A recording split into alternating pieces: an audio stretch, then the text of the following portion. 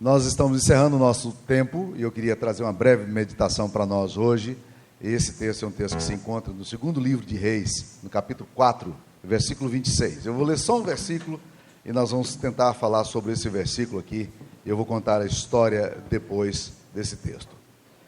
Eliseu disse a Geazi, o moço que trabalhava com ele, Eliseu era um profeta de Israel. Ele disse, quando viu uma mulher correndo na direção dele, corre ao seu encontro e diz-lhe, vai tudo bem contigo? Com teu marido? Com o menino? Ela respondeu, tudo bem. A pergunta dessa manhã é, vai tudo bem contigo? Com teu menino? Com teu marido? Com tua esposa? Vamos ouvir nesse momento um cântico e depois estaremos estudando a palavra do Senhor.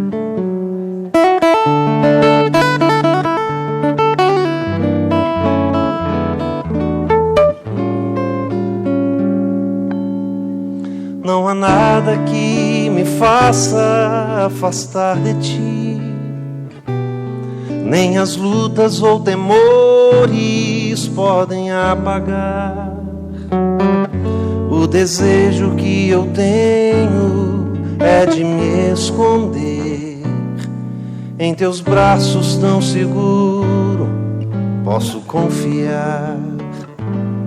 Aos meus olhos os problemas não têm solução.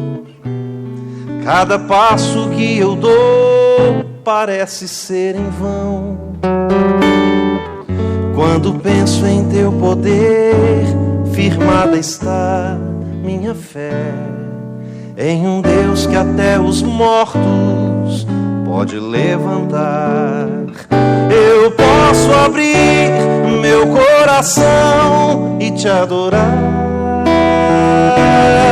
mesmo depois da noite escura, contemplar o sol se abrir, o amanhecer na minha vida.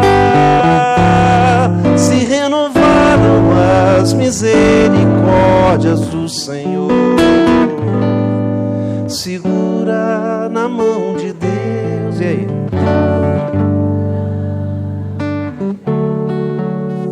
Pois ela sustentará. Não tema, segue adiante e não olhes para trás. Segura na mão de Deus e vai. Aos meus olhos os problemas não têm solução. Cada passo que eu dou parece ser em vão. Quando penso em teu poder, firmada está minha fé em um Deus que até os mortos pode levantar. Eu posso abrir meu coração e te adorar,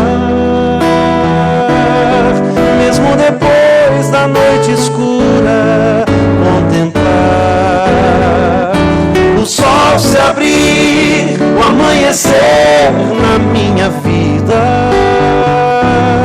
Se renovaram as misericórdias do Senhor. Eu posso abrir meu coração e te adorar, mesmo depois da noite escura, contemplar o sol se abrir, o amanhecer na minha vida. Se renovaram as misericórdias do Senhor. Se renovaram as misericórdias do Senhor. misericórdias do Senhor.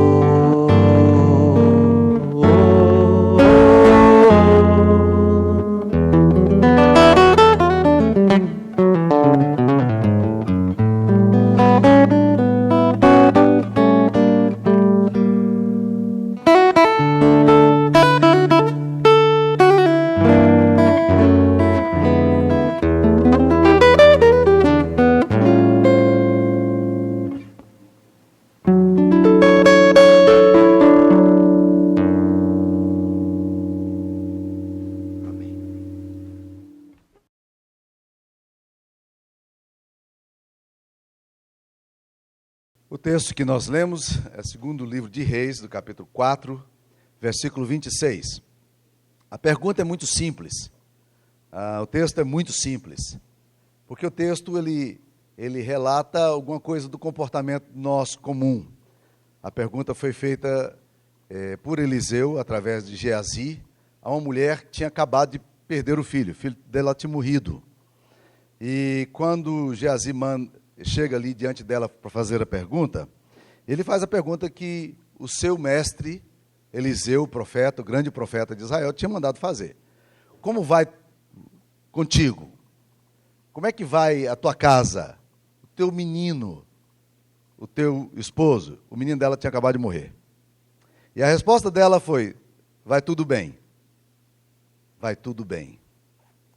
É muito interessante esse negócio, né? Convenções são coisas complicadas. Porque convenções nos obrigam muitas vezes a dizer coisas que a gente não crê, coisas que a gente não está sentindo e coisas que a gente está vivendo o oposto. Imagine você que, se você chegasse aqui hoje, e provavelmente isso aconteceu inúmeras vezes aqui de manhã, e você chegasse aqui e alguém perguntasse para você: como é que está você? E você resolvesse dizer assim: cara, tá mal, rapaz, eu estou mal. Minha mulher estou para separar da minha mulher, as coisas estão complicadas, minha finança está boa. Se você for desse tipo de gente que se abre logo depois de uma pergunta como essa, é muito provável que o seu amigo nunca mais pergunte para você sobre isso. Sabe por quê? Porque uma convenção social, uma pergunta social, a pessoa não espera que você diga a verdade. Ela espera que você diga aquilo que é politicamente correto.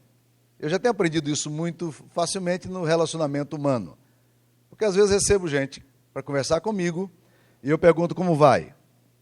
E a resposta imediata é: vai tudo bem. Aí eu pergunto assim: ok, agora você me respondeu a pergunta que eu esperava que você respondesse. A politicamente correta, a religiosamente correta. Agora a pergunta que eu quero fazer para você é o seguinte: você realmente está bem? Aí a pessoa desaba. Não tem nada bem. São convenções sociais, e é assim que se trata a vida. Jung já falava muito dessa coisa das personas. Nós precisamos ter personas. Persona não necessariamente é alguma coisa hipócrita, mentirosa, falsa, não. Simplesmente eu não quero dizer a essa pessoa o que eu estou sentindo, o que eu estou vivendo e os meus dramas pessoais. E nem essa pessoa que está perguntando para mim vai tudo bem por educação, ela está interessada em ouvir o que eu preciso dizer. Então eu respondo aquilo que a pessoa espera, e a pessoa fica satisfeita com a minha resposta, e eu também fico satisfeito com a resposta que eu dei. Está tudo certo, está tudo bem, vai bem comigo, está tudo bem em casa. Mas como dizer vai tudo bem se na sua casa você tem um menino morto, acabou de morrer? E é isso aqui que o texto está colocando para nós. Esse texto aqui é um texto de crise. Deixa eu contar a história para vocês. Essa mulher era uma mulher estéril, ela não tinha filhos. E um dia apareceu o profeta Eliseu ali, e ela sempre via o profeta Eliseu, um homem simples, de hábitos simples, vivia um estilo de vida muito, muito pobre, às vezes não tinha o que comer. E aquela mulher, um dia, vendo esse profeta andando por ali pela região, ela virou para o marido dela e disse, condoída, disse o seguinte: esse homem é um homem de Deus. Nós podíamos fazer alguma coisinha para ele, e quem sabe construir aqui um puxadinho na casa, um quartinho, vou colocar uma mesinha para ele, uma caminha para ele, chega aqui cansado, precisa tomar um banho, não tem onde dormir, né? E o marido dela disse, tudo bem, que vamos fazer isso por ele, e fizeram um puxadinho na casa, e toda vez que eles iam passar pela região, já sabia que tinha uma comidinha ali na casa, tinha um cantinho para ele poder esconder, ficou o lugarzinho dele. Um dia, Eliseu está olhando para aquela mulher e ele percebe que aquela mulher tem uma tristeza na alma, uma coisa estranha. E ele pergunta ao moço dele, o companheirinho que sempre andava com ele. Diz assim, o que essa mulher precisa? Porque ela é rica, ela tem todas as coisas, nada mais falta. Há alguma coisa que a gente poderia fazer por ela? Ele disse, olha, ela tem um desejo imenso de ter filhos. Talvez Geazi tivesse ido lá pela cozinha, tivesse se tornado íntimo dos serviçais. Ele disse, eu tenho um desejo imenso de ter filhos, mas ela não tem. E aí Eliseu chega para ela e dá a notícia que ela jamais poderia imaginar que poderia um dia receber. Ele disse, daqui 1 ano você vai ter um filho, daqui 9 meses você vai estar com uma criança no seu colo. Né? E a resposta dela é uma resposta muito interessante, porque ela vira para ele e diz, não me enganes, em outras palavras, não fala isso comigo, não minta para mim. Né? E o profeta disse, não, realmente, Deus vai visitar você, Deus vai te dar o filho que você quer. E aí o menino chega, enche a casa. Se você é avô aqui, pai, tio, você sabe o que significa uma criança dentro de casa? Ou várias, né? Enche a casa. Não tem jeito da casa ficar parada, silenciosa e arrumada quando você tem filhos.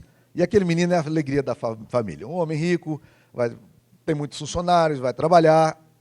E o menino vai crescendo, trazendo grandes alegrias, até que um dia, esse menino vem gritando da roça, lá de onde o pai estava trabalhando, lá na fazenda. Vem gritando uma dor imensa, e ninguém sabe exatamente o que aconteceu. O texto não dá diagnóstico, não diz o que é, talvez uma insolação forte, talvez uma meningite forte. Eu sei que o garoto, foi tempo da mãe pegar o menino nos braços, e daí um pouquinho o menino está morto. Morreu. A criança morreu. E aí ela chega para o marido dela e fala assim, prepara para nós aí um animal, porque eu vou me encontrar com o profeta agora. E ele disse, mas por que encontrar com o profeta agora? E ela não disse que o filho dela morreu. E o filho deles tinha morrido. Disse, não, eu preciso falar com ele agora. Ele disse, mas não é dia de festa, não é dia de sábado, nem luas novas e tal. Por que você vai atrás do profeta, incomodar o profeta? Disse, não, eu preciso encontrar com ele agora. E vai, e aí é o episódio que nós lemos agora. Quando Eliseu a vê chegando, ele pede o rapaz, Eliseu já era uma pessoa idosa, pede o rapaz para ir adiante e perguntar para ela, como é que ela vai? E ele chega e faz a pergunta que o profeta pediu para fazer-lhe. Como vai tua casa? Como vai o teu marido? Como vai teu menino? E a resposta dela é lacônica, seca e direta, vai tudo bem. Como você pode dizer que está tudo bem? Quando as coisas não estão bem.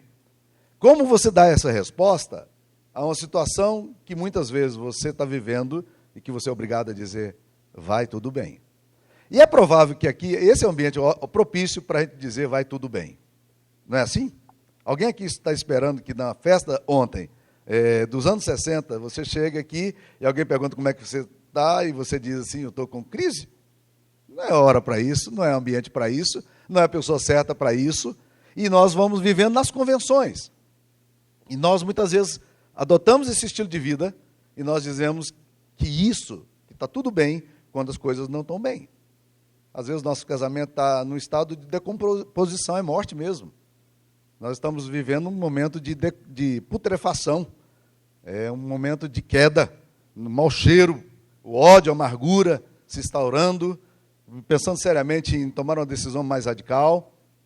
Mas é possível você dizer também, vai tudo bem, em duas situações complicadas, mas que nós fazemos muitas vezes. Primeiro, nós podemos dizer, vai tudo bem quando as coisas estão realmente más, não apenas por convenções, mas nós podemos fazer isso por negação. O que significa isso? Existe uma coisa em psicologia chamada codependência. A codependência é complicada. A codependência é quando você tem na sua casa uma pessoa fumante, por exemplo, e todo mundo que está ali na sala, na medida em que a outra pessoa fuma, todo mundo começa a ter o mesmo efeito da nicotina, do alcatrão, se estiver no mesmo ambiente. A codependência é muito comum em lares onde os filhos são drogados, por exemplo, ou alguém é alcoólatra. E todo mundo vai adoecendo junto. É uma doença que se torna alguma coisa comunitária, mas a codependência tem um outro lado também. A codependência tem um lado curioso da negação. Eu não reconheço que existe algum problema. Em psicologia, a gente chama isso também de pensamento mágico.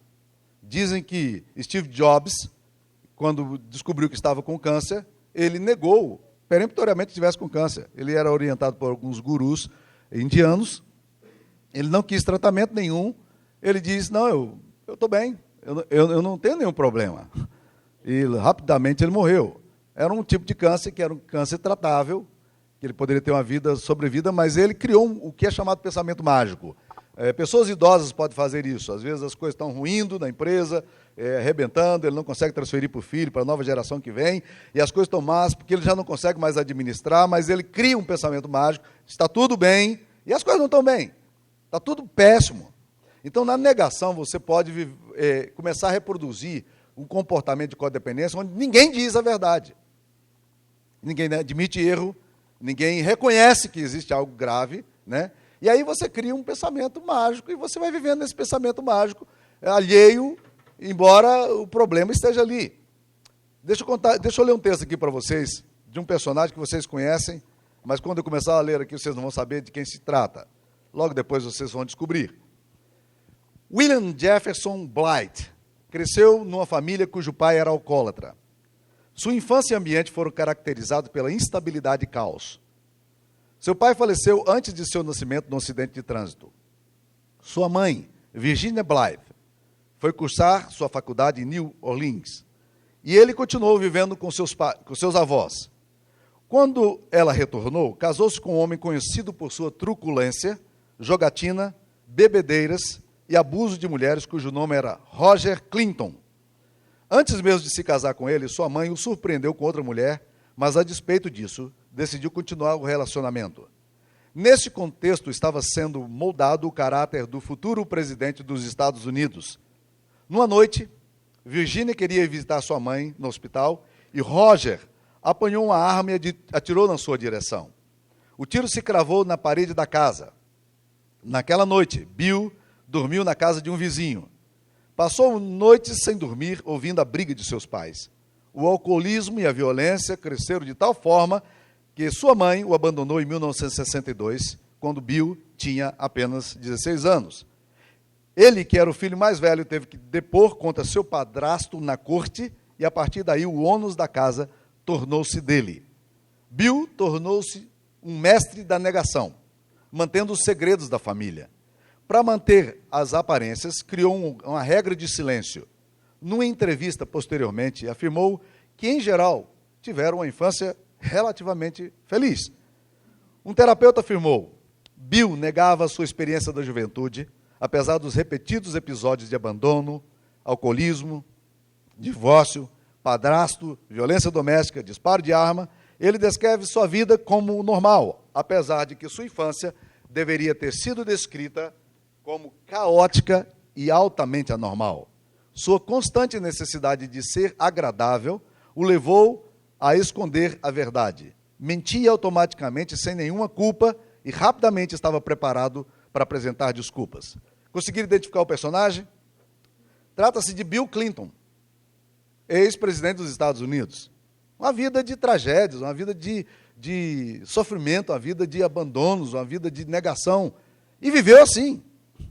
Porque Bill Clinton nunca enfrentava. Quando ele foi pego posteriormente com a affair que ele teve com a Mônica Lewinsky, ele disse: não tive sexo com ela, não. E na Suprema Corte, quando ele tem que admitir a coisa, ele disse: não, tive sexo oral. Né? Não teve sexo, não, tive sexo oral. Né? Então, esse tipo de negação é muito comum nas famílias cristãs e não cristãs. Nós nos escondemos atrás de determinadas defesas porque a gente não quer lidar com o problema. Isso é codependência. Num ambiente de codependência, as verdades nunca são ditas.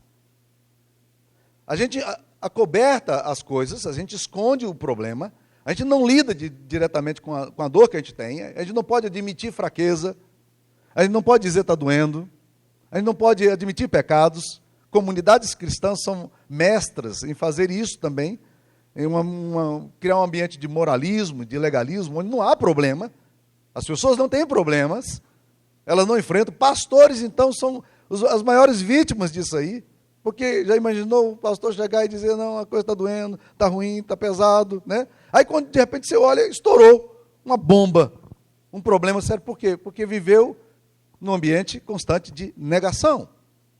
Então, é possível que você, que está aqui, também desenvolva esse tipo de ambiente de negação, até com a forma de autoproteção. Você vai criando esse ambiente aí. Olha o exemplo que a Bíblia nos dá.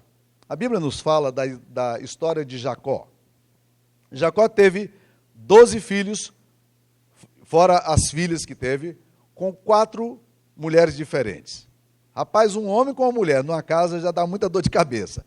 Agora imagine um homem com 4 mulheres. Os relacionamentos, quando você lê ali em Gênesis 30, são simplesmente relacionamentos neuróticos, adoecidos, patológicos, negócio assim complicadíssimo. Uma família competitiva, os filhos competindo entre si, e a coisa chegou a um ponto tal de que um dia eles pegaram o menininho, o filhinho do papai, que era José era assim o predileto do pai, e venderam o menino. Venderam, literalmente, passou um bando de amalequitas que traficavam seres humanos, e eles então disseram, olha, leva esse menino aqui e nós vendemos para você. Venderam por 30 moedas de ouro e aquele menino foi embora para o Egito. As coisas... E aí, agora como é que vai dizer para o pai que o menino foi vendido? Então eles arrumaram um álibi. Eles pegaram o manto dele, a túnica dele, mataram um cabrito, colocaram sangue no cabrito e levaram essa túnica toda rasgada para o pai. E chegaram lá e disseram, olha, encontramos a roupa do teu filho. Nem trata como irmão, né? É do teu filho. Um leão deve ter atacado ele, deve ter matado. Nós não encontramos o corpo, né? Eram 10 irmãos mentindo. Mentindo porque eles foram cúmplices, todos eles, na venda do irmão. E essa história, ela é mantida num segredo familiar. Esses segredos familiares são de lascar. Se há uma coisa que adoece a alma humana, são os segredos familiares. A gente vai guardando aquelas coisas que tem que tratar, ninguém quer tratar, porque vive num momento de negação, ninguém confronta, ninguém lida, ninguém chora, ninguém se quebranta, e vai vivendo esse negócio, né? E aí, Jacó ouve a notícia, o filho morreu. A Bíblia diz que esse homem entra desolado para a tenda dele, para chorar. Eu não sei quanto tempo esse cara passou chorando ali, mas ele deve ter sofrido demais com isso. Agora imagine, os anos vão passando, o aniversário do menino chega, e o menino do coração dele está morto. Ele vai para a tenda e vai chorar. Os irmãos estão ouvindo o pai chorando. Os irmãos sabem que o irmão não está morto. Mas como é que agora vai desfazer esse esquema todo que foi criado de codependência, de relacionamento doentio dentro de casa? Quem é que vai tocar nessa ferida? Quem é que vai admitir que errou, que alguma coisa diferente aconteceu? Ninguém. Agora imagine, a farsa na minha mente não é uma farsa apenas dos 10 irmãos, que já seria demais.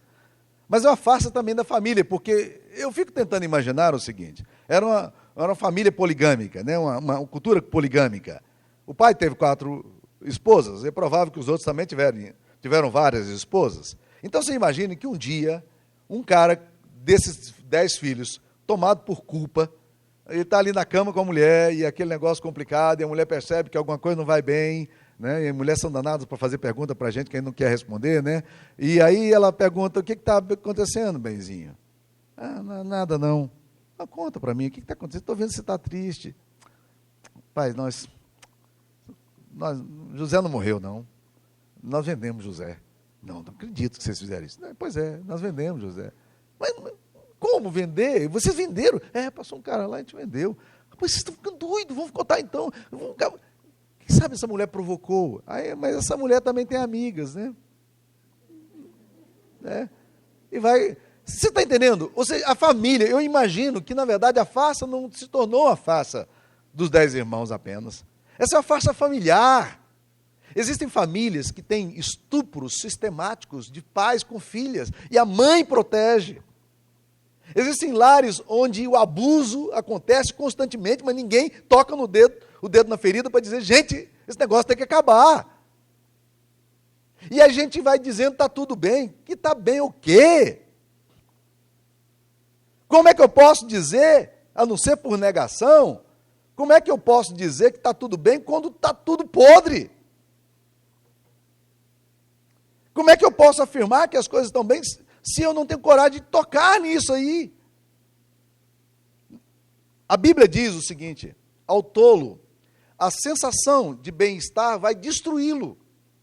Então essa coisa de bem-estar quando as coisas não estão bem, de dizer vai tudo bem quando está tudo mal, de afirmar essas convenções sem nunca tocar, e acho que há um espaço para convenções, sim, tá? Mas nós precisamos entender que algumas vezes famílias mentem, famílias negam, Famílias criam relacionamentos hipócritas e vão vivendo assim.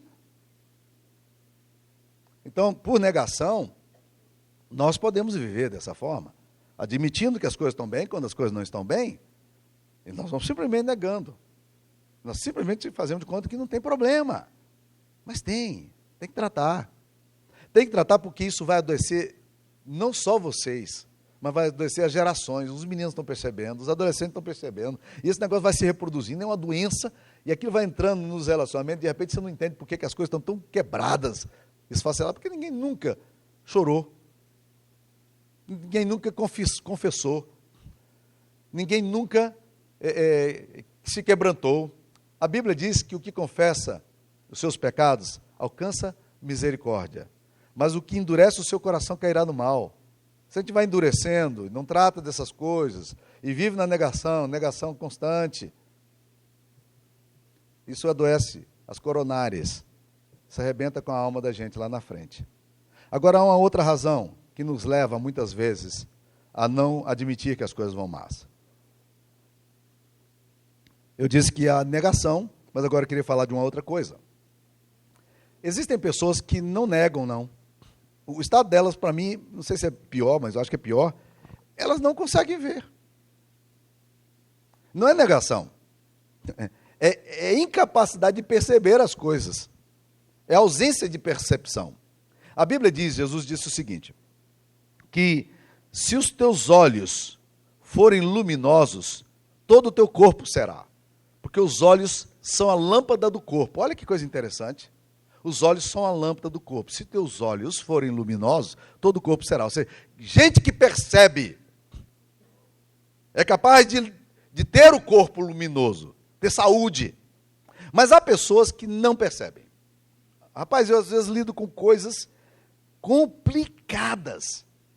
Eu estou vendo a coisa ali, eu estou vendo o casamento indo mal, eu estou vendo os meninos se desorientando. Aí eu chego, e é muito complicado para a gente como pastor, gente. Vocês não imaginam, a gente lida com a alma humana, a gente está percebendo, as coisas não estão bem. E aí você vai visitar, ou você senta com essa pessoa, você conversa com essa pessoa, e você tenta dizer, a pessoa pergunta, aí você faz algumas perguntas, meio que direcionadas, para tentar ajudar, orientar, e aí você pergunta, cara, ele não está vendo. O casamento dele está acabando, ele não vê. Mulheres são mais perceptivas do que os homens, mas existem determinados homens que estão precisando colar nos filhos, por exemplo. Cola nos seus meninos, rapaz. Preste atenção no que está acontecendo com eles. Faz mais perguntas. Joga mais futebol com eles, vai pescar mais com eles. As coisas estão acontecendo ali no nariz e parece que ignora tudo, não vê nada, não vê mesmo, é questão de cegueira emocional, psicológica, os negócios complicados, às vezes o casamento está indo para o buraco, a gente está vendo os sintomas de fora, a gente está bem longe, mas de repente está ali, as coisas estão perceptíveis, está todo mundo vendo, a gente tenta dizer, mas ele não está vendo não. Às vezes você tenta se aproximar e dizer, cuida mais do seu filho, esteja mais perto. E aí, rapaz, ele ou ela não sabe o que é que está acontecendo, está todo mundo vendo. Gente, essa ausência de percepção é um problema sério. Você fica mais alerta, né? Não precisa criar uma relação neurótica e doentia, de estar com medo de tudo que vai acontecer. Não, mas tem que estar perto. As menininhas estão crescendo aí. Os franguinhos d'água estão chegando na sua casa, sabe? Presta atenção, né? Lida, chega perto da sua filha. Homem, olha aqui, presta atenção. Tem muitos adolescentes aí precisando de pai. Está precisando de namorado ainda não, está precisando de pai. Mas o pai não percebe que a menininha cresceu, né? Tem muitos garotinhos aí precisando de mãe, precisando de pai. Aliás, alguns estão precisando de pai, não de mãe. A mãe tem que sair desse negócio, de largar a placenta para lá, né? Porque está difícil, né? Algumas pessoas os meninos estão indo para um buraco, para uma direção, você está vendo as coisas acontecendo, mas os pais não estão percebendo. Às vezes é casamento. Marido e esposa parece que não percebem o que está acontecendo com o outro, não. E de repente o casamento acaba. Acaba porque ninguém viu, ninguém percebeu. Ou melhor, alguns perceberam, né? Mas você não percebeu. Existe um esquema muito interessante criado em 1948, chamado Janela de Johari, ou Janela Johari, que ele fala de algumas percepções que normalmente nós podemos ter. Ele fala, essa Janela Johari fala da área cega ou do eu cego. Eu gosto de chamar essa área da área escura. Ela diz o seguinte: a pessoa não vê o seu problema, mas ninguém vê também. Nós temos potencial, por exemplo, de violência, de morte, de dores, que nós não vemos e ninguém vê. Essa é a área cega, ou eu cego. Ninguém vê. Nem o outro, nem você. Ninguém está vendo o que está acontecendo. Há uns dias atrás, eu estava há um tempo atrás, assistindo um filme, O Patriota, em que um pai perde o filho. E esse pai, ele é um homem muito manso. Ele é um homem muito domesticado, muito humano, cuidando dos filhos dele. E aí o filho é assassinado na frente dele. E esse homem se torna um monstro. Ou seja, ele tinha dentro de si um potencial para violência, que quando chega à noite, os filhos menores o viram matando tanta gente naquele dia, que os filhos não querem abraçá-lo. Tanta violência que ele tinha dentro de si. Eu fico olhando, às vezes, determinados comportamentos, tendências do nosso coração, que a gente não vê.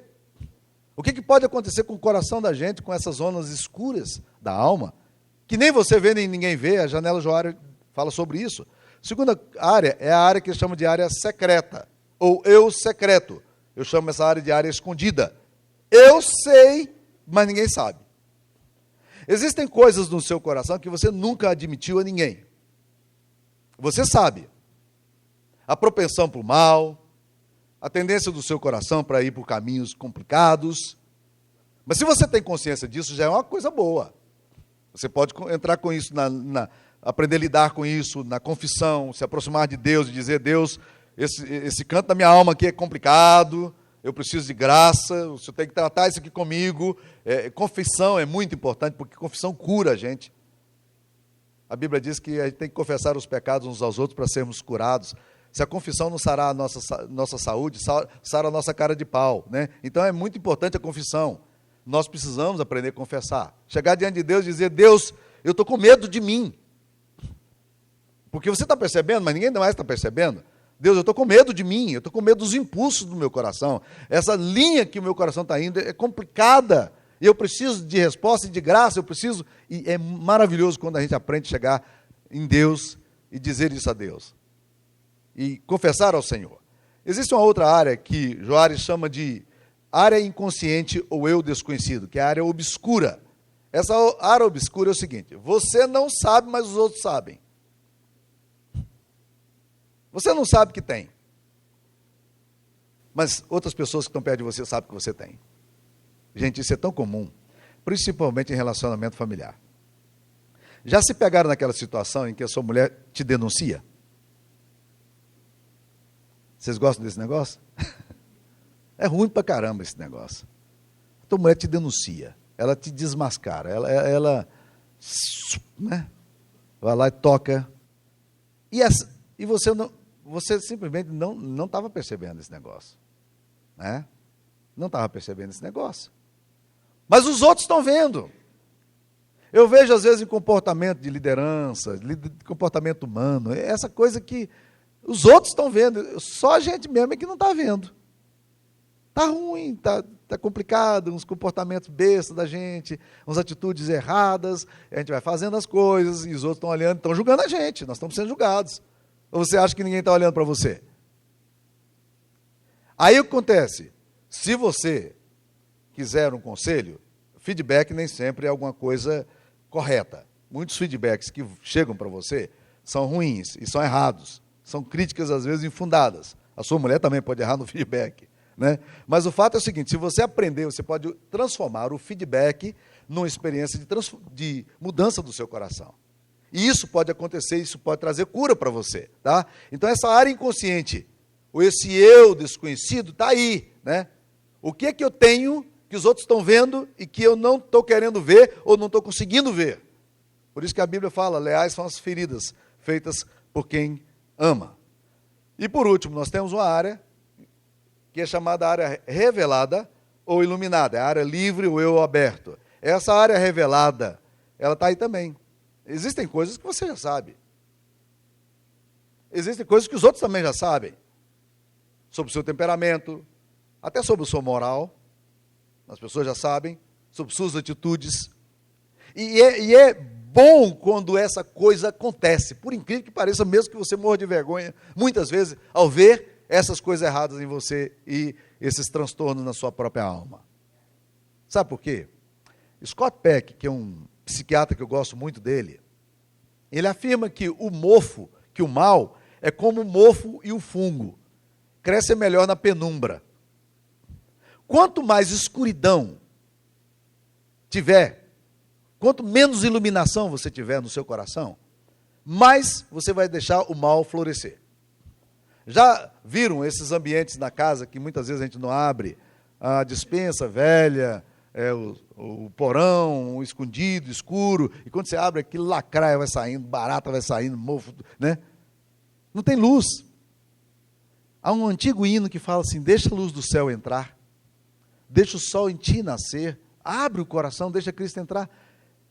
Muitas vezes essa penetração da luz, ela é ruim para nós, no sentido de que a gente descobre coisas que a gente não gostaria de ver. Mas eu quero te dizer, na medida em que você tiver a capacidade de confessar, de reconhecer o mal que você tem, não, apesar da tristeza inicial que você tem ao deparar-se com o seu próprio mal, eu quero te dizer que isso é altamente terapêutico. Isso traz uma cura imensa para a sua alma. Não fique com medo da luz, fique com medo das trevas. Não fique com medo do eu revelado, mas fique com medo desse eu escondido, ou desse eu obscuro, esse lugar de sombra. Então, eu percebo que muitas vezes nós dizemos que as coisas estão bem em casa, quando as coisas estão ruins, por negação e porque nós desconhecemos. Então, esse conhecimento, que muitas vezes acontece pela iluminação de Deus em nós, pode nos transformar. A pergunta que foi feita a essa mulher aqui foi, como vai teu marido?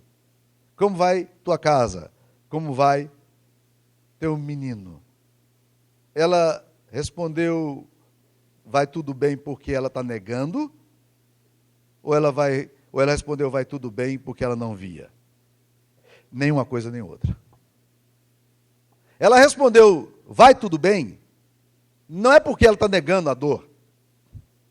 Ela respondeu, vai tudo bem, não é porque ela ignora a dor. Ela tem absoluta certeza de que as coisas não vão bem. Mas quando ela diz, vai tudo bem, ela diz a Geazi, que é o moço do profeta que vem até ela. Ela diz a Geazi, sabe por quê? Porque há determinadas coisas que você não deve dizer para todo mundo. Existem pessoas que nunca podem ouvir de você confissões. Porque elas podem zombar de você, elas podem instrumentalizar a sua confissão, elas podem ridicularizar de você. Então há pessoas que não são canais apropriados para você fazer confissões. E quando ela diz a Geazi que vai tudo bem, não é porque ela acha que está tudo bem, ela sabe que não está tudo bem. Aliás, ela não diz para o marido dela, por quê? Se você ler o texto, você vai perceber que quando ela fala para o marido dela pergunta, por que você vai agora encontrar com o profeta? Ela diz, eu preciso encontrar agora. Ela disse, mas hoje não é dia de festa, nem lua nova, nem sábado. O que acontece na mente dessa mulher? Ela olha para o marido dela e ela percebe que o marido dela é um homem religioso. Ele é o típico do cara religioso. A Bíblia nunca valorizou homens e mulheres religiosos. Nunca. Se você acha que você é uma pessoa religiosa e que está tudo bem por você ser religioso, lembre-se, as maiores críticas que Jesus fez na Bíblia não foram aos pecadores, foram aos religiosos. Porque religioso, ele cria uns determinados comportamentos e rituais, e ele acha que esse comportamento e esse ritual é suficiente, porque as perguntas dele são perguntas de gente religiosa. Ele fala assim, mas por que você vai procurar o profeta? Não é dia de festas, não é dia de luas novas, não é dia de sábado. Por quê? Porque na cabeça dele, você vai na igreja, ou você procura o sacerdote, você procura a igreja em determinadas épocas. Eu conheço muitas pessoas boas, religiosas, que vão na Páscoa, na igreja, no culto da vigília, vão na igreja, no dia do batizado do amigo, vão na igreja, né? Você está entendendo? Ele tem os rituais dele.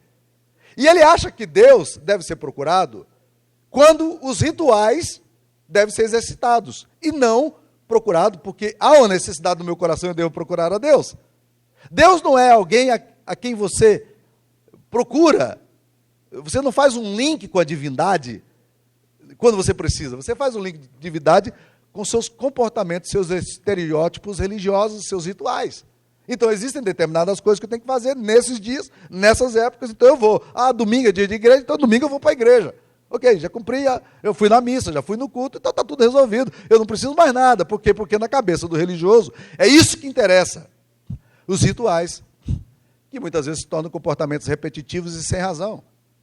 Você, por exemplo, pode orar nos rituais seus, porque você estabeleceu um plano de ação da sua oração.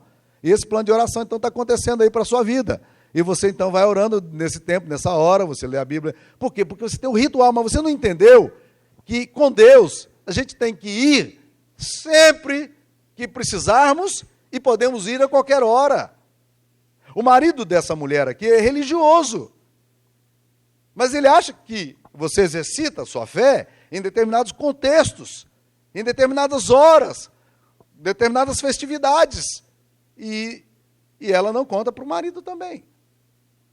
Mas ela não nega a dor. Ela não nega a dor. Ela não ignora a dor. Ela simplesmente diz, esse não é o canal com os quais eu possa compartilhar minha dor. Então, o que ela faz? O texto vai mostrar para a gente algumas coisas bonitas que acontecem na vida dessa mulher. E eu acho que essa mulher, a história dela, pode nos inspirar muito. Primeira coisa que eu vejo é que ela não diz nem ao marido nem a Geazi, mas ela vai direto a Eliseu, que é o profeta, que naqueles dias exercia o ministério profético naquela região. O que significa isso? Antigamente as pessoas iam para o templo, elas iam para os sacerdotes. Na Bíblia, no Novo Testamento, porém, nós podemos ir direto a Deus e falar diretamente a Deus. Nós não precisamos de gurus, de videntes, de pastores, de padres, não precisamos de ninguém para ir a Deus. Nós vamos direto a Deus. A Bíblia diz que Jesus Cristo, pelo seu sacrifício, ele abriu um espaço para que a gente pudesse ir a Deus. E nós podemos ir diretamente a Deus e admitir a Deus o que está acontecendo conosco, objetivamente, diretamente. Nós não precisamos de intermediário. E a conversa dessa mulher com Deus, na figura ali de Eliseu, é uma conversa extremamente dura. E eu acho impressionante essa coisa da fé autêntica. A fé autêntica, ela diz a Deus o que ela sente. E é curioso porque Deus, que vê a fé autêntica, trata da fé autêntica da forma como deve ser tratada, com misericórdia e com direção. O que ela diz para o profeta? O profeta mandou Geazi correr adiante e perguntar para ela. Ela não disse para Geazi, e ela corre e abraça aos pés do profeta e fica chorando, soluçando, dor profunda, a alma quebrada, o seu filho está morto. E aí Geazi, num gesto de proteção do seu mestre, ele tenta tirar a mulher, e Eliseu disse, não, deixa ela chorar. Deixa ela chorar. Deus não me revelou o que aconteceu com ela. Deixa ela chorar. Esse espaço para o choro, para a dor, ele é lindo. Deixa ela chorar. Quando ela termina de chorar, ela olha para ele e diz o seguinte, versículo 28. Pedi eu a meu senhor algum filho? Não disse eu, não me enganes? O que ela faz? Ela coloca um tridente no pescoço do profeta e diz assim, você me enganou! Deus me enganou! Deus não me tratou com a seriedade que eu precisava. Eu não pedi filho, vocês me deram. Eu não orei por isso, você me prometeu. Agora, Deus deu para tirar? Esse texto, gente, é um texto de crise, e é incrível que, na medida que eu vou lendo a Bíblia, eu tenho percebido cada vez mais como essa crise da alma gera fruto. Quando você, nessa crise da alma, você não foge de Deus, mas você vai para Deus. Quando nessa crise da alma você procura aquele que pode lidar com a sua dor. E não escapa de Deus, que é o que normalmente a gente faz. Porque a gente tem um comportamento tão ritualista com Deus, esse comportamento de repetir gestos e orações, que a gente não aprendeu ainda que Deus é o lugar para onde eu posso ir e dizer: Deus, está doendo. Deus, está ruim. Deus, eu não estou entendendo o que está acontecendo, mas está ruim. Eu não sei como resolver, mas está ruim. E eu fico impressionado com essa mulher, porque ela vai para Deus e ela diz: eu não te disse, não me engane. Não me enganes, porque foi o profeta que deu a mensagem para ela. Pedi eu a meu Senhor algum filho. Eu por acaso cheguei para você e disse: me dá uma criança que eu preciso de um menino. Pede para Deus para me dar. Não, eu não pedi para você. Então por que esse mecanismo divino de me dar e tomar? Por quê? Gente, essa coisa de ir direto a Deus com a sua dor, com o seu sofrimento, com aquilo que pega você, meu querido irmão, é a coisa mais terapêutica que pode existir na sua vida. Sabe por quê? Porque Deus criou você. Deus sabe quem você é. Deus sabe da sua dor. E Deus pode tratar a sua dor. É isso que nós percebemos aqui. Essa mesma atitude nós vamos encontrar de objetividade lá num texto da Bíblia Sagrada, numa mulher que era doente. A Bíblia fala que fazia 12 anos que ela sofria de uma hemorragia. E ela vê Jesus andando com muitas pessoas perto dele. E ela, de cá, ela coloca na cabeça o seguinte: se eu apenas tocar nas vestes de Jesus, eu vou ficar curado. E ela vai, no meio da multidão, você imagina uma mulher empurrando as pessoas no meio da multidão, para tocar nas vestes de Jesus. E quando ela toca nas vestes de Jesus, ela é imediatamente curada. Mas ela não esperava o que ia acontecer. Porque na hora que ela tocou em Jesus, Jesus para a coisa e pergunta assim: quem me tocou? Quem me tocou? Quem me tocou? Como assim? E os discípulos chamam a atenção de Jesus: como assim? Quem me tocou? Não vês que a multidão te aperta? Como dizes tu quem me tocou? Sem essa, está todo mundo te tocando.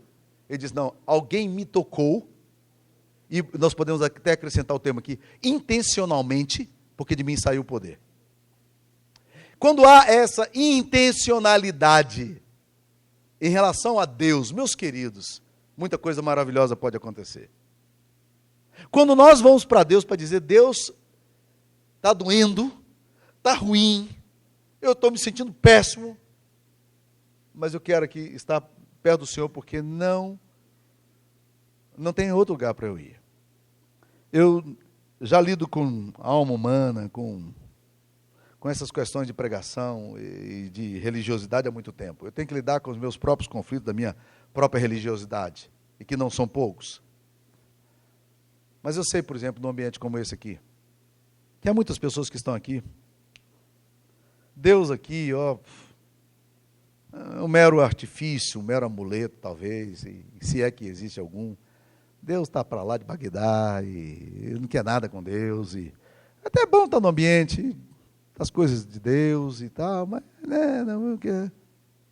Mas eu sei que aqui nesse lugar também existem pessoas que estão profundamente sedentas de Deus. Eu sei que algumas pessoas vieram aqui nesse encontro dizendo: Deus, eu preciso de alguma coisa para o meu coração. Deus, eu preciso resolver a minha alma. Eu preciso resolver meu casamento, me dá graça. Eu sei que há pessoas aqui que intencionalmente, como essa mulher, e como uma mulher hemorrágica, voltam para Jesus e dizem: Senhor, eu preciso ser tratado. E é curioso que Jesus não está nem aí para aquela multidão que está tocando, empurrando, pressionando ele ali para todos os lados, mas ele para tudo o que está fazendo para aqueles que intencionalmente, objetivamente, voltam-se para ele e dizem: Senhor, eu preciso ser curado, eu preciso ser tocado. E eu quero dizer para você que está aqui nessa manhã, ouvindo essa palavra, que Deus tem uma cura para você, um tratamento para você, caso você realmente queira esse Deus. Porque a Bíblia diz que um coração compungido e contrito Deus não despreza. quando há confissão, quando há dor sendo estampada, Deus não despreza. Segunda coisa que eu olho aqui nesse texto e acho fantástico, é que essa mulher prostra-se quebrantada. Ela ajoelha-se, ela se curva. A Bíblia diz que chegando-se, pois, ao homem de Deus, ao monte, abraçou-lhe os pés. Que cena! Pés empoeirados, no meio do deserto, no meio do monte, terra seca. Essa mulher, ela chora compulsivamente aos pés desse cara. Ela não está chorando porque ela adora esse cara. Não. Ela está chorando porque ela sabe que esse homem é um homem que tem relacionamento com Deus e, de alguma forma, esse homem pode ajudá-la. Mas a atitude dela é de prostração, de quebrantamento. Quando pessoas se sentem quebradas, arruinadas, e a morte é perceptível na casa, essa coisa do cheiro da morte entrando em casa, do sofrimento, da angústia de ver um filho rebentado, um casamento rebentado, e essas pessoas se aproximam de Deus quebrantadas. Eu posso dizer para você, é desse tipo de adoradores que Deus está buscando. Aqueles que o adoram em espírito e em verdade. Pessoas que sabem que precisam ir para Deus, objetivamente para Deus, quebrantados para Deus. A Bíblia fala de orações, muito. Mas a Bíblia fala de um termo específico para oração.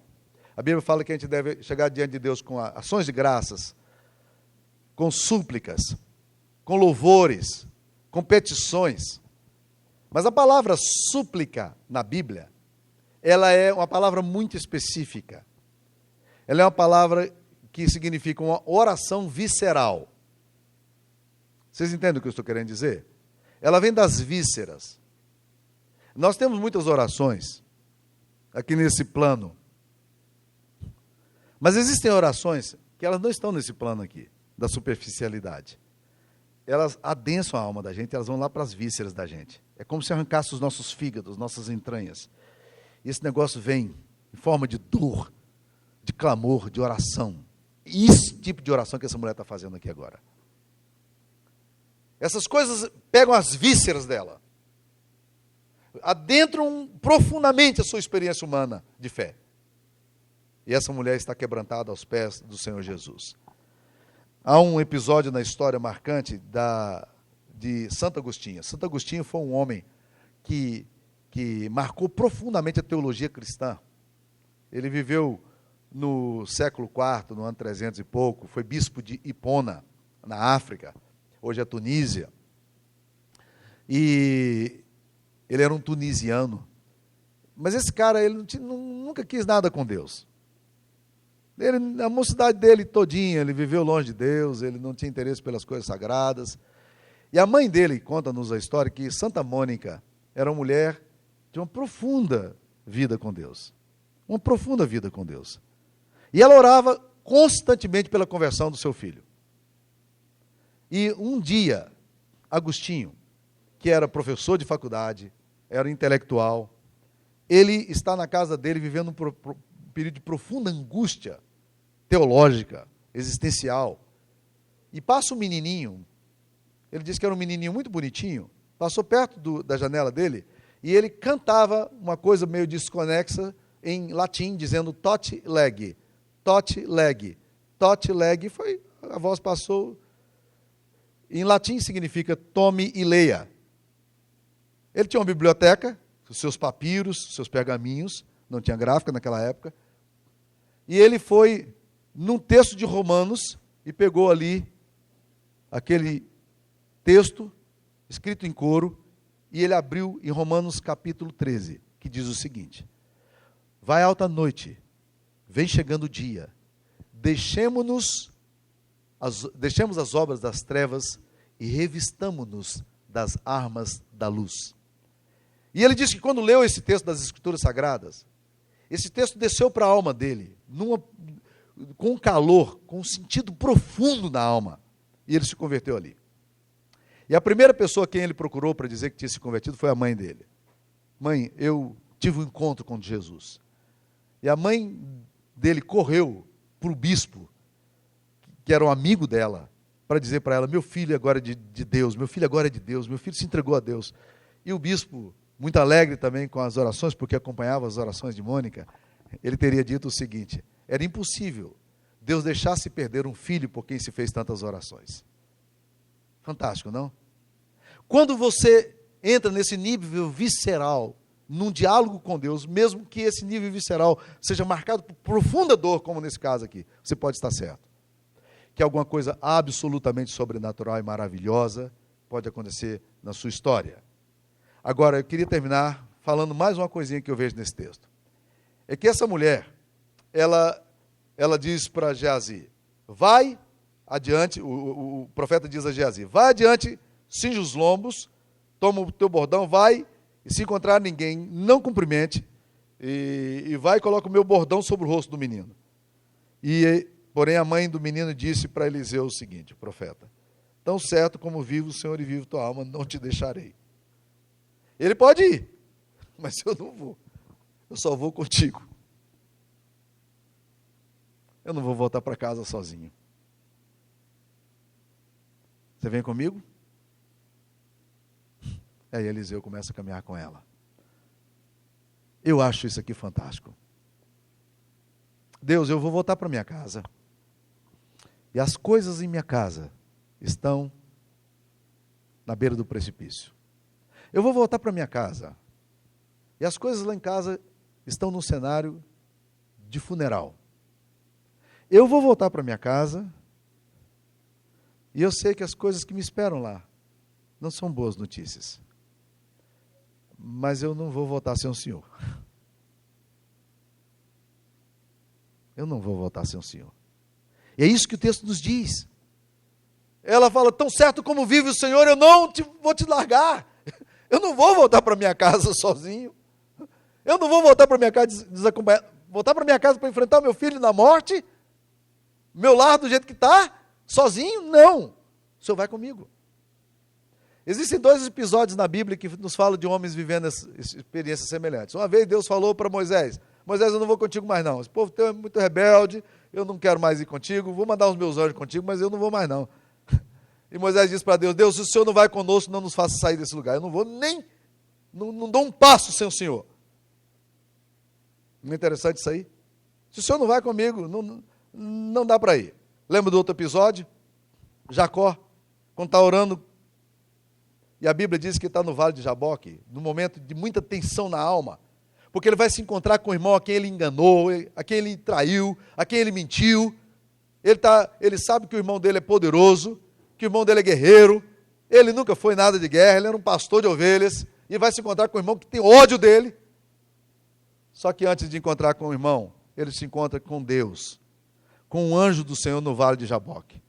E é muito interessante essa dialética da Bíblia, de um Deus que luta com um homem, de um homem que luta com Deus.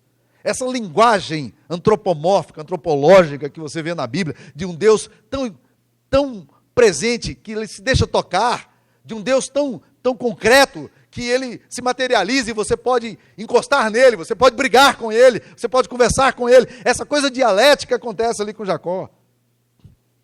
Aí Jacó fala: Senhor, e aí a briga está feia, e o anjo, num determinado momento, diz: está na hora de ir embora. Ele diz: enquanto você não me der a tua bênção, eu não vou embora. Enquanto você não me der a tua bênção, eu não vou embora. Eu me lembro de uma história de um rapaz que foi à igreja, e ele ali teve um encontro com Jesus. A namorada dele disse: vamos embora. Ele disse: não, eu preciso ficar aqui um pouco mais com Deus. Essas coisas precisam sentar no meu coração. Não é interessante essa coisa de que você chegar num momento e você dizer assim: eu não posso mais andar só. Eu preciso voltar, mas eu preciso voltar com Deus. Eu quero voltar para minha casa, mas eu preciso nessa casa estar com Deus comigo. E é curioso, meus queridos irmãos, porque a Bíblia insistentemente trata dessas coisas. Volte com a bênção. Volte com a graça de Deus. Então, meus queridos, nessa manhã, eu diria o seguinte: tome cuidado com as suas negações. Como é que vai a tua casa? Como é que vai teu marido? Como é que vai teu filho? Tome cuidado com as negações, viu? As coisas podem estar muito piores do que você imagina que estejam. Segunda coisa, tome cuidado com a sua cegueira. Não é negação, é porque você não vê mesmo. Com essa mania de não olhar para as coisas com seriedade, não perceber as coisas que acontecem, abra os olhos. Mas eu queria dizer para você, que esse texto aqui está nos falando da graça de Deus que pode existir quando nós somos capazes de chorar diante de Deus, admitir diante de Deus, reconhecer os nossos mal e voltarmos para Ele. Não com comportamento religioso, nem ritualista, nem comportamento que repete as coisas sem entrar nas vísceras da nossa existência. Não um comportamento que vê Deus como uma realidade utópica e distante, mas como um Deus que materializa, se concretiza na história, que eu posso tocar nele, ele pode tocar em mim.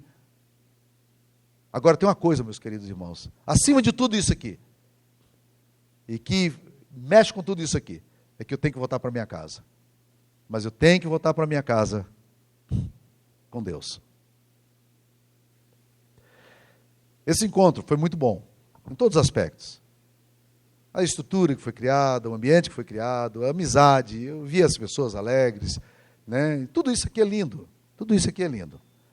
Mas eu diria para você que a coisa mais preciosa que pode acontecer aqui, com o seu coração, é se você voltar para a sua casa acompanhado de Deus, para lidar com as tensões e com as lutas que você tem que lidar, para mexer nas áreas em que você não tem conseguido mexer e não sabe mexer, ou que você não está conseguindo perceber que precisam ser mexidas.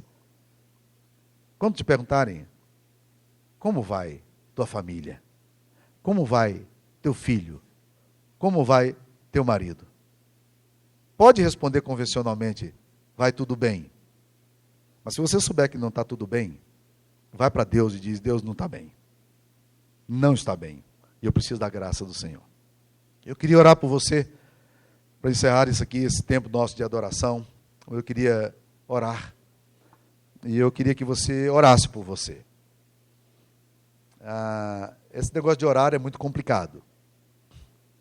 Porque a gente às vezes diz palavras que são desconexas.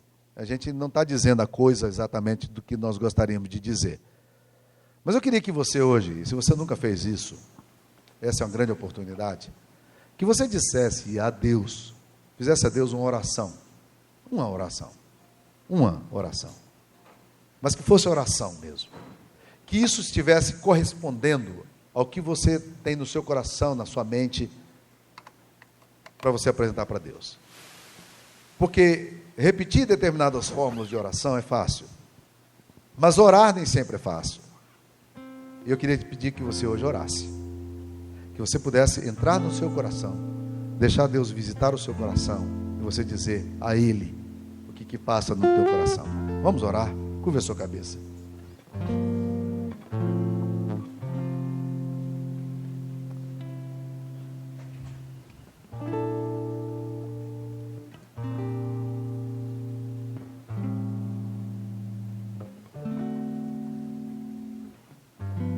Senhor, que a Tua misericórdia possa visitar corações aqui nessa manhã de uma forma muito particular e pessoal. Ó Deus, que nessa manhã as respostas prontas, os argumentos prontos, não servissem mais da nossa base, mas que aquelas coisas que visitam as nossas penumbras e dores, as indagações e questões da alma, a morte, a angústia, a solidão, a raiva, a amargura, pudessem ser visitadas aqui hoje pelo Senhor. Tu conheces, ó Deus, o coração dessas pessoas, cada uma delas, em nome de Jesus. Que nessa manhã alguma coisa sobrenatural e profunda se revele no nosso meio, para a honra e glória do Teu nome. Amém, Senhor.